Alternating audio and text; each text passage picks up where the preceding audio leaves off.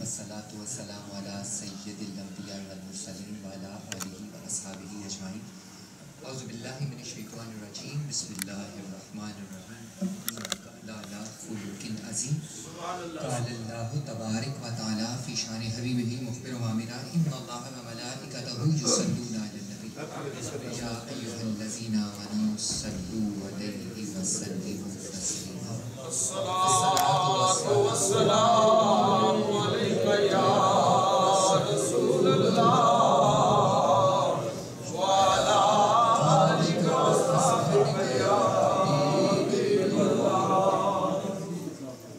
تمام حمد و ثنا مالک روز جزا کی بارگاہ میں پیش کر کے لامحدود درود و سلام حضور نبی کریم علیہ الصلوۃ والسلام کی بارگاہ بے کس پناہ میں عرض کرنے کے بعد آج کی اس مبارک، اس ایمان افروز، اس پاکیزہ جذب و مستی کی کیفیتوں سے ہم کنار کر دینے والی محفل میلاد مصطفیٰ صلی اللہ علیہ وسلم کے انعقاد پر میں جہاں قبلہ قاری صاحب کو، ان کی پوری انتظامیہ کو اور ان کے دامے دیر میں سخن قدم ساتھ چلنے والے دوستوں کو دل کی ادا گہرائیوں سے مبارکباد پیش کرتا ہوں، وہاں پر میں آپ سب دوستوں کے حوصلے کی داد بھی دیتا ہوں.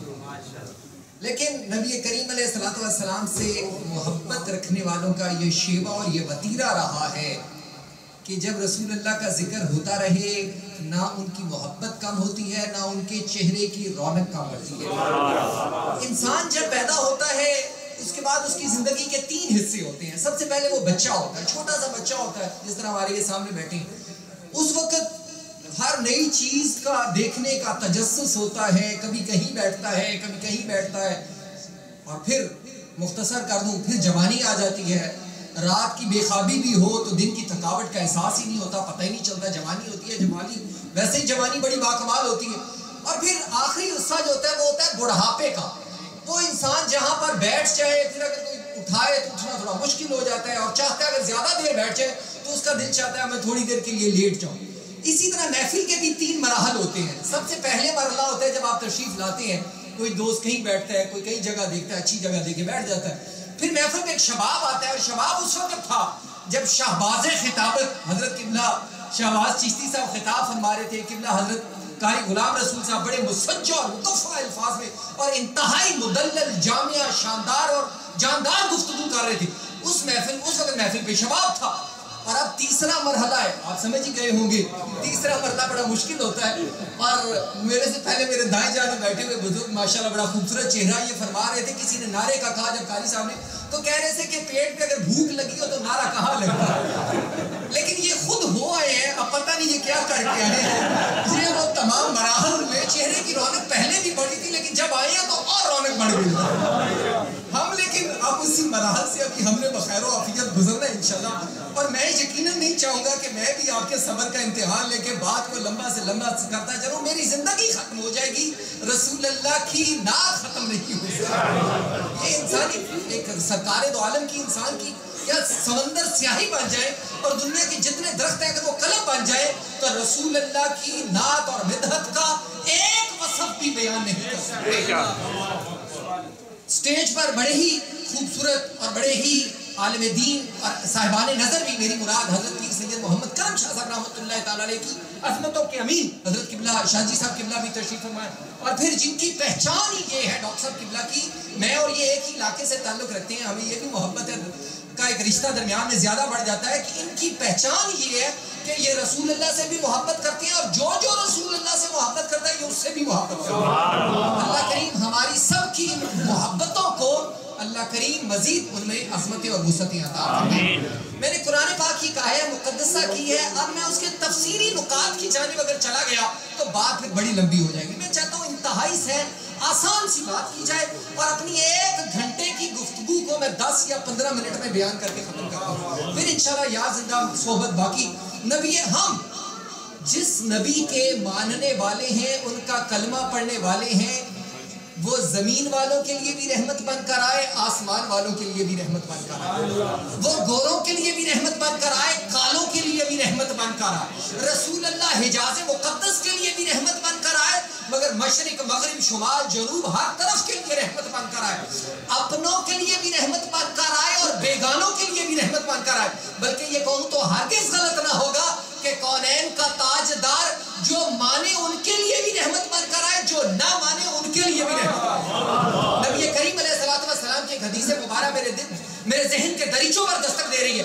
رسول اللہ نے فرمایا تم میں کامل انسان، کامل مومن وہ ہے جس کے ہاتھ سے اور جس کی زبان سے دوسرے لوگ محفوظ ہیں۔ سبحان اللہ۔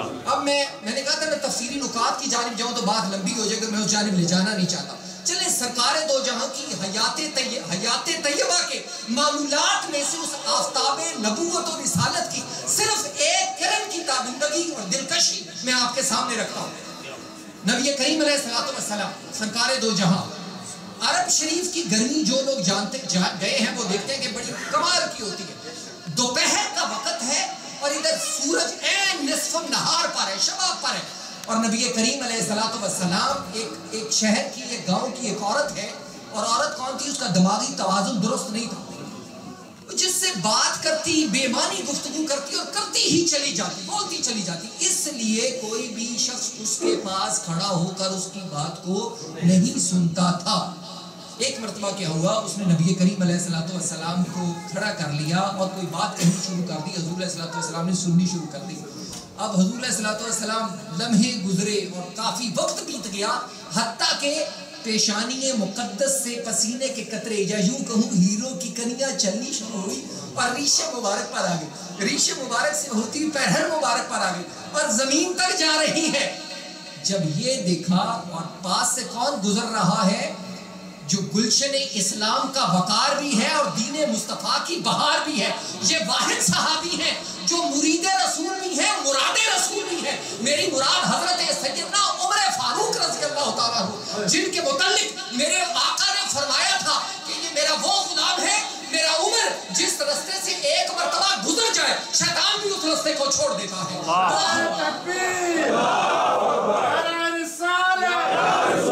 جن کے متعلق میرے آقا نے کہا تھا کہ میرے بعد اگر کوئی نبی ہوتا تو عمر ہوتا، مگر نبوت کے دروازے کو ہمیشہ کے لیے بند کر دیا گیا ہے۔ وہ عمر فاروق رضی اللہ تعالیٰ عنہ کہ جس کا نام سن کر کیسر و کسریٰ کی نیندیں حرام ہو جایا کرتی تھی، 22,51,000 مربع میل پر حکومت کرنے والا میرے آقا کا غلام خطاب اکثر کہتے تھے کہ عمر، جب والد جو تھے ان کے، وہ تو اکثر کہتے تھے کہ عمر تو اونٹ چرانے کے لیے لے کر جاتا تھا، تیرے سے اونٹ نہیں چرائے جاتے تھے، بھوکے واپس آ جاتے، تو آج حکومت کیسے چلا رہا ہے؟ تو عمر فاروق کی آنکھوں میں نمی آ جاتی تھی، کہتے تھے کہ ابا جان وہ عمر چلاتا تھا، اونٹ نہیں صحیح چلا سکتا تھا، مگر یہ نگاہ مصطفیٰ کا فیض ہے جس نے حکومت چلا سکتا ہے۔ وہ عمر فاروق سچی سیدھی دو ٹوک بات کرنے والے، جنہوں نے حجر اسود کے سامنے بھی کھڑے ہو کے کہہ دیا تھا، جسم پر احرام تھا، اے حجر اسود تو اپنی قسمت پہ جتنا ناز کر وہ کم ہے، میں جانتا ہوں ویسے نہ تو میرا فائدہ کر سکتا ہے نہ مجھے نقصان دے سکتا ہے، ایک پتھر ہے، تو نے میرا کیا فائدہ ہے کرنا ہے؟ نسبت والوں میں آپ کی نظر ایک بات کرتا ہوں، تو کہا تھا اے حجر اسود تجھے چوم رہا ہوں تو صرف اس لیے چوم رہا ہوں کہ تجھے میرے مصطفیٰ نے چوما، تجھے لبے مصطفیٰ لگے تھے، تجھے اس لیے چوم رہا ہوں۔ وہ حضرت عمر فاروق جب دوپہر کے وقت قریب سے گزرے تو نظر حضور پر پڑی، نبی کریم علیہ السلام کے چہرے پر پڑی، تو جب دیکھا کہ حضور علیہ السلام کی پیشانی مقدس سے پسینے کے قطرے گر رہے ہیں پیرہن مبارک پر، اور سر جھکا کر حضور کھڑے ہیں اور وہ خاتون بولتی چلی جا رہی ہے، جب یہ دیکھا تو تڑپ اٹھے، غیرت ایمانی کے سمندر میں طوفان آ گیا اور پاس آئے اور کہا فدا امی و ابی کا یا رسول اللہ، یا رسول اللہ یہ وہ عورت ہے جس کا دماغی توازن درست نہیں ہے، پورے مکے میں کوئی اس کی بات نہیں سنتا۔ تو رحمت للعالمین نے فرمایا یہ تو میں بھی جانتا ہوں کہ اس کی بات کوئی نہیں سنتا، لیکن سوچتا ہوں کہ اگر میں نے بھی اس کی بات نہ سنی تو اور کون سنے گا۔ ایک اور تابندگی اور درخشندگی آفتاب نبوت اور رسالت کی سنا کے اور بات کو یہیں پر میں نے سمیٹ لینا۔ ذرا چلیے، طائف کا بازار ہے اور کیا کیا، پتھر مارے گئے اور سر کا لہو چلا اور نالین تک آ گیا۔ اب یہ میں بات کس کی کر رہا ہوں؟ یہ کوئی عام شخص ہے، یہ کوئی ولی ہے، یہ کوئی قطب ہے، یہ کوئی غوث ہے؟ نہیں، سر سے لہو چلا اور چہرہ عطر سے ہوتا ہوا نالین تک آ گیا۔ رب کیسے برداشت کر سکتا تھا کہ میرے محبوب کا لہو زمین پر گرے؟ اور رب محبت کتنی کرتا تھا حضور سے، 1,24,000 نبیوں کا امام جو کہے کہ اے میرے حبیب زبان تیری ہے مگر بولنے والا میں ہوں، ہاتھ تیرا ہے مگر گرفت میری ہے، اے میرے حبیب ٹور تیری ہے لیکن چلنے والا میں ہوں۔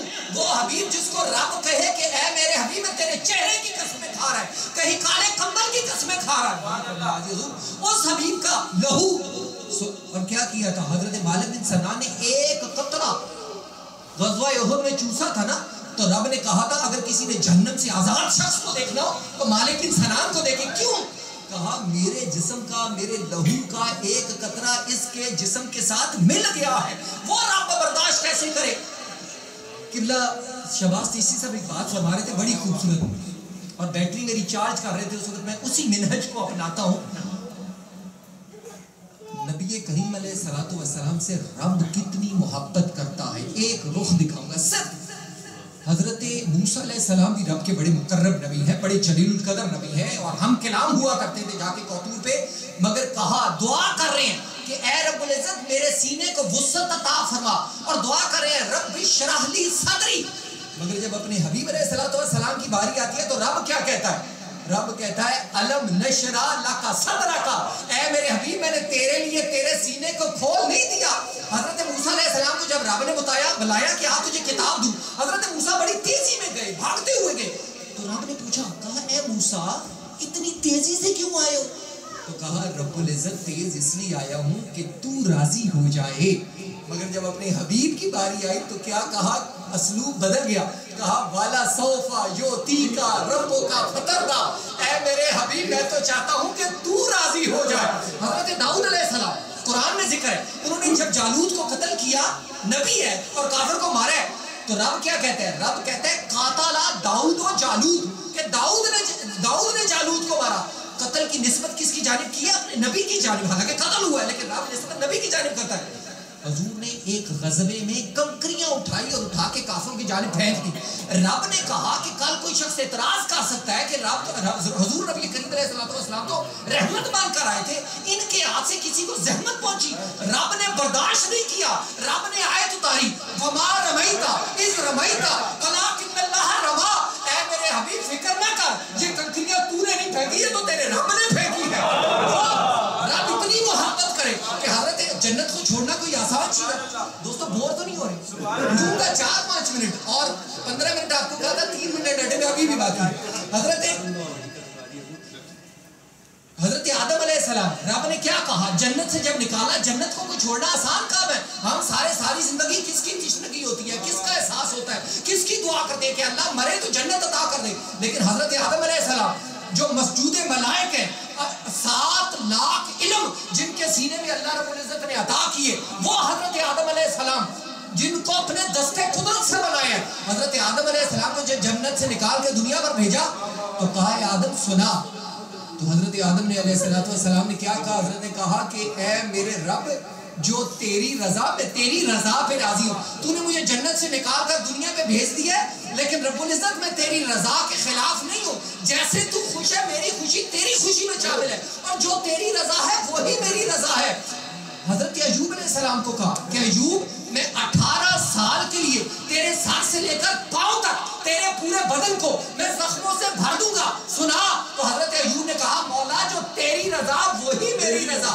حضرت نوح علیہ السلام سے کہا کہ نوح میں تیرے بیٹے کنعان کو میری بات نہیں سمجھتا سنتا، رستہ اور اپناتا ہے، کنعان کو میں غرق کر دوں گا طوفان میں، تو کیا کہا؟ حالانکہ بیٹا ہے، تو کیا کہا کہ مالک میں تیری رضا کے خلاف نہیں ہوں، جو تیری رضا ہے وہی میری رضا ہے۔ حضرت یونس علیہ السلام کو کہا کہ یونس ہے تو میرا نبی، لیکن میں تجھے مچھلی کے پیٹ میں بند کرنا چاہتا ہوں اور کر دوں گا، اور 40 دن تو ادھر ہی گزارے گا، تو کیا کہا؟ نہ اندھیر، نہ پانی، نہ اور کوئی خوراک، نہ روشنی، نہ آرام، نہ سکون، کہا مولا جو تیری رضا وہی میری رضا۔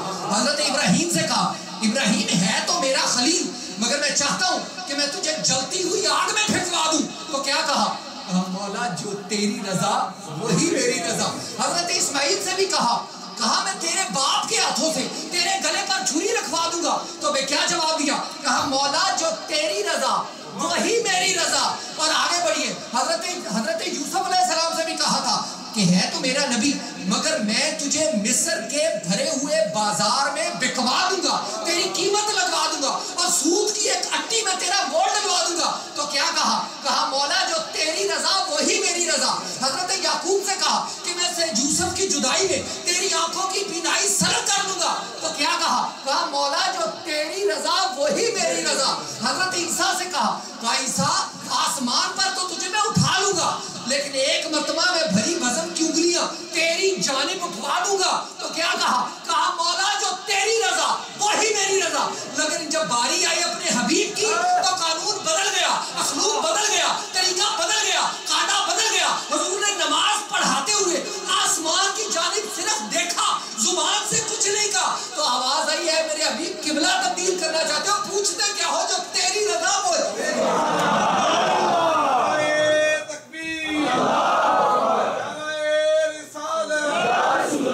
حضور 15 منٹ کہتے 15 منٹ پورے ہو گئے، بات کو ختم کر کے یہیں پر بات کو سمیٹ لینا ہے. حضرت عمر فاروق نے کہا عمر جانتا ہوں لیکن اس کی بات میں نہیں سنوں گا تو اور کون سنے گا. آگے بڑھیے. نالین کا لہو سر سے لہو چلا نالین تک آ گیا. تو رب سے کیسے برداشت ہوتا ہے؟ رب نے چاہتا تو جو مرضی جب مرضی جیسے چاہے کر دے. احکم الحاکمین ہے. رب نے جبریل کو بھیجا، جبریل آ گئے حضور علیہ السلام کی خدمت میں. کہا جبریل آج اکیلے نہیں آئے، یہ ساتھ کون ہے؟ کہا یا رسول اللہ یہ رب کے امر سے آج میں اکیلا نہیں آیا، آج میں پہاڑوں کے فرشتوں کو ملک الجبل کو ساتھ لے کر آیا ہوں اور اپنی مرضی سے نہیں لے کے آیا، یہ رب کی مرضی سے میرے ساتھ آیا ہے. رب نے ساتھ بھیجا ہے. کیوں بھیجا ہے؟ کہا اور یہ رسول اللہ کا یہ پوچھنا یہ اس بات پہ نہیں ہے دلالت کرتا کہ حضور کو علم نہیں تھا. یہ ایک لمبی بحث ہے لیکن دوسری طرف چلی جائے گی. کہا کیوں آئے ہو؟ کہا یا رسول اللہ یہ ساتھ لے کے وہ پہاڑوں کا فرشتہ ہے، اس کو کیوں لائے ہو؟ کہا یا رسول اللہ جنہوں نے اذیت پہنچائی ہے، زحمت پہنچائی ہے، رب نہیں برداشت کرتا. رب چاہتا ہے کہ آپ حکم کریں، جنبش لب و نگاہ کریں. تو یا رسول اللہ 2 پہاڑوں کے درمیان میں رکھ کے اس قوم کو ایسا پیسوں گا اور آسمان اوپر لے جا کے زمین پر پٹکوں گا کہ ان کی نسلیں بھی ختم ہو جائیں گی. گلے قدس کی پتیوں پر چادریاں. میرے آقا نے فرمایا جبریل یہ تو میں بھی جانتا ہوں رب میرے سے بڑی محبت کرتا ہے، لیکن جبریل یاد رکھ میں انسانیت کے لیے زحمت بن کر نہیں آیا، میں رحمت بن کر آیا. دوستو آج ہمارا وجود اپنے لیے، بیگانوں کے لیے، دوستوں کے لیے، دشمنوں کے لیے کیا ہونا چاہیے؟ رحمت کا پیغمبر ہونا چاہیے. ہمارے ہاتھ سے، ہماری زبان سے. اور آج کی یہ آخری بات میں کر رہا ہوں اور آپ بھی اس کو ذرا ذہنوں میں پلے باندھ لیں. ہمیں ہمارے ہاتھ سے نبی کریم علیہ السلام سے پوچھا گیا تھا یا رسول اللہ کون سے ایسے عمل ہے کہ جس کی وجہ سے آپ کی زیادہ مخلوق جو ہے، زیادہ امت جو ہے وہ جنت میں جائے گی؟ حضور نے فرمایا تھا 2 عمل ہے جو ڈاکٹر قبلہ بھی فرما رہے تھے. 2 عمل ہے. وہ کون سے؟ کہا کچھ لوگ تو تقوی کی بنیاد پر جنت میں چلے جائیں گے، نماز، روزہ، حج، زکات بہت کمال کی ہوگی، جنت میں چلے جائیں گے. وہ خواجہ قطب الدین فریدی صاحب انہوں نے بڑا خوبصورت نعت کا شعر لکھا ہے. وہ کہتے ہیں کہ سرورا ہم تو فقط تیرے سہارے ہوں گے، ذرے اس خاک کے تابندہ ستارے ہوں گے، جس جگہ آپ نے نالین اتارے ہوں گے. لوگ تو حسن عمل لے کے چلے، لوگوں کے پاس تو بڑی نمازیں، روزے، حج، زکات ہوں گے نا، لوگ تو حسن عمل لے کے چلے روز حساب. سرورا ہم تو فقط تیرے سہارے ہوں. پوچھا کون سے 2 عمل کا؟ یا رسول اللہ نمازوں کا عمل ہوگا، حج، اور دوسرے جو رہ جائیں گے وہ کس طرح جائیں گے؟ کہا وہ اپنے حسن اخلاق کی وجہ سے چلے گا. دوستو اگر ہمارے عمل کام ہو، اگر کام ہو تو ہمارا اخلاق تو ایسا ہو کہ ہم قیامت کے دن حضور کے سامنے جا سکیں. وما علینا. سبحان اللہ.